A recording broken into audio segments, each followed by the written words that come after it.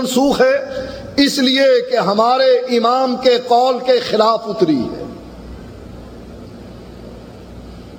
مشرکین مکہ بھی یہی کہا کرتے تھے، اے نبی اس قرآن کو بدل دے، کوئی اور قرآن لے آ۔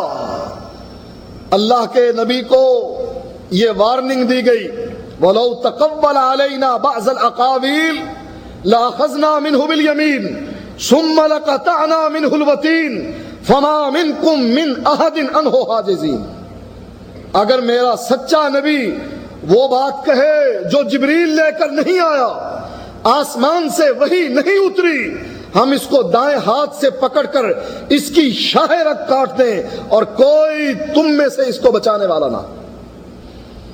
کہا قرآن کو بدل دو اس لیے کہ ہمارے امام کے قول کے خلاف اتر آیا۔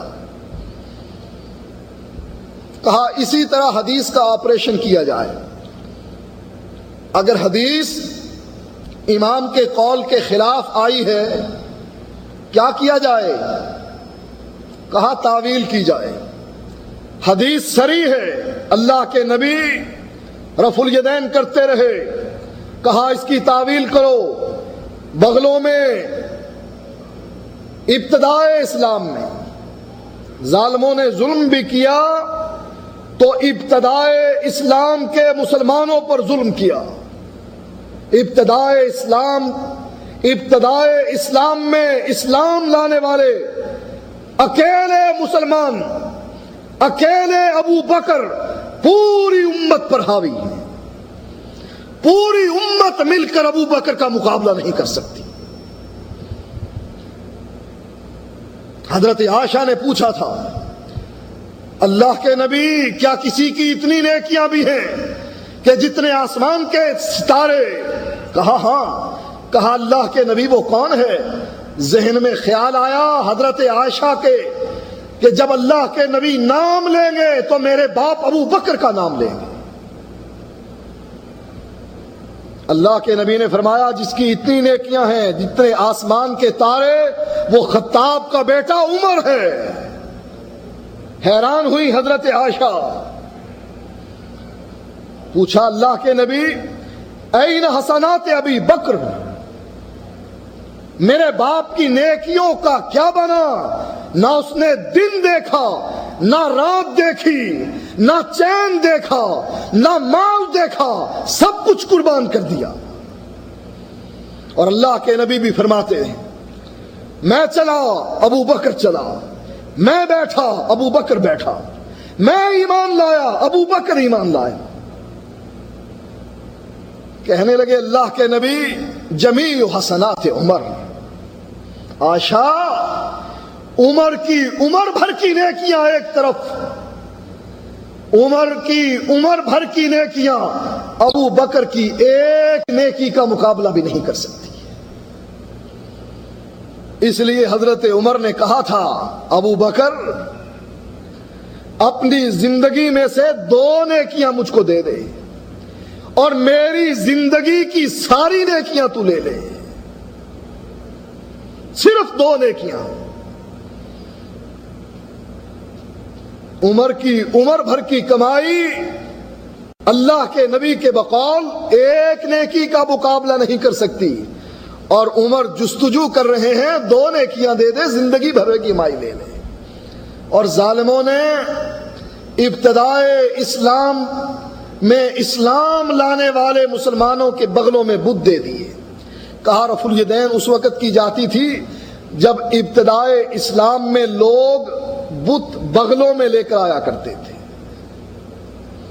منافق لوگ بغلوں میں بت لے کر آیا کرتے تھے۔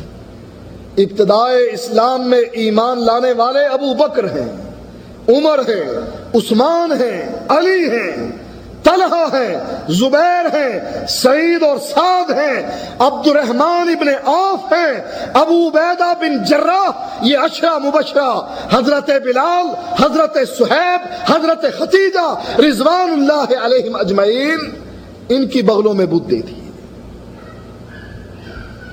منافق تو مدینے میں جا کر پیدا ہوئے، یہ ہے تعویل۔ کہا اللہ کے نبی نے بعد میں چھوڑ دی تھی، کہاں لکھا ہوا ہے چھوڑ دی تھی؟ کہا لال کتاب میں لکھا ہوا۔ وہ لال کتاب کہاں ہے؟ کہا خضر لے کر دریا میں غرق ہو گئے، ان کے ان صندوقوں میں بند ہے جو خضر نے دریا میں رکھے ہوئے ہیں۔ مہدی آئیں گے اور صندوق نکالیں گے، پھر وہ کتاب آئے گی، پھر اس میں وہ حدیث پڑھیں گے کہ اللہ کے نبی نے آخری عمر میں چھوڑ دی تھی۔ یہ ہے تعویل۔ کہا عبداللہ ابن عمر جو بخاری کی حدیث بیان کرتے ہیں کہ رأیت رسول اللہ صلی اللہ علیہ وآلہ وسلم اذا افتتح الصلاة یرفع یدیہ واذا رکع واذا رفع رأسہ من الرکوع رفعہما کذالک۔ عبداللہ بن عمر کہے کہ میں نے اللہ کے نبی کو دیکھا شروع میں رکوع کو جاتے، رکوع سے سر اٹھاتے ہوئے اللہ کے نبی رفع الیدین کر رہے تھے۔ کہا عبداللہ بن عمر تو چھوٹی عمر کے بچے تھے، آخری صفوں میں کھڑے ہوتے تھے، امام کو رفع الیدین کرتے ہوئے کیسے دیکھ لیا؟ ہاں اگلی صفوں میں عبداللہ ابن مسعود تھے، انہوں نے نہیں دیکھا۔ کہا عبداللہ بن عمر جو کہتے ہیں میں نے دیکھا، کہا عبداللہ بن عمر کے کہنے کا معنی ایسے ہی ہے، گلاس میں پینسل ڈال دی جائے، پینسل ٹیڑھی نظر آئے گی، باہر نکالو سیدھی ہے، پانی میں ڈالو اور دیکھو گلاس میں ٹیڑھی نظر آئے گی۔ کہا عبداللہ بن عمر کا دیکھنا ایسا ہی تھا جیسا گلاس میں پینسل دیکھتے ہیں۔ اللہ کے نبی نے ہاتھ چھوڑے، عبداللہ بن عمر نے سمجھا رفع الیدین کر لی، اور عبداللہ بن عمر کہتے ہیں حذو منکبہ، کندھوں کے برابر اللہ کے نبی ہاتھ اٹھایا کرتے۔ یہ ہے تعویل۔ کہا نبی کی حدیث کی تعویل کرو، اور اگر نبی کی حدیث صریح ہو کہہ دو نبی کی یہ حدیث منسوخ۔ یہ ہے تقلید کہ امام کے قول کو ترجیح دی جائے اور نبی کی حدیث کو پیچھے ہٹا دیا۔ اور اتباع کیا ہے؟ عبداللہ بن عمر اپنے گھر سے چلے، میقات پر پہنچے، احرام باندھا اور لوگوں کو سنا کے باندھا، اللہم بحج تمتع۔ عمر کا بیٹا عبداللہ احرام باندھ رہا ہے لیکن حج تمتع کی نیت سے احرام باندھ رہا۔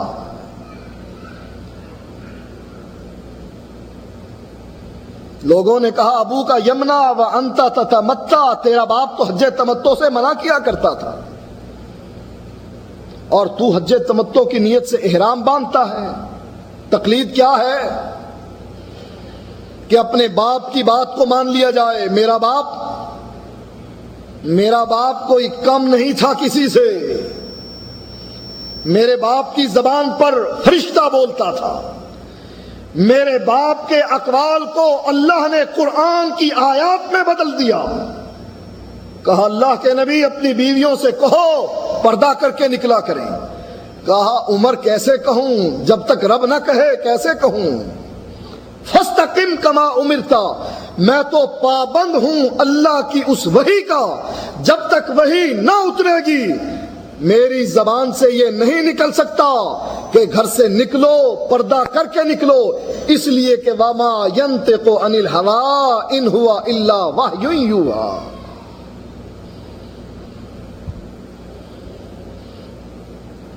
حضرت عمر کی رائے کو رب نے قرآن کی آیات میں بدل دیا اور حکم مل گیا یدنین علیہن من جلابیبہن، گھر سے نکلو تو عمر کی رائے کے مطابق اپنی اوڑھنیوں کو اپنے چہروں پر ڈال کر نکلو، بے پردہ گھر سے نہیں نکلنا۔ میرا باپ کوئی کم درجے کا تھا؟ پوچھا ابو بکر بدر کے قیدیوں کا کیا کیا جائے؟ کہا اللہ کے نبی رشتہ دار ہیں، اللہ کے نبی عباس بھی آیا آپ کا چچا، اور اللہ کے نبی اپنے صحابہ سے کہہ رہے ہیں میرے چچا کی رسیوں کو ذرا نرم کر کے باندھنا، چچا کی تکلیف کی وجہ سے مجھے تکلیف پہنچتی ہے۔ اللہ کے نبی آپ کا چچا بھی آیا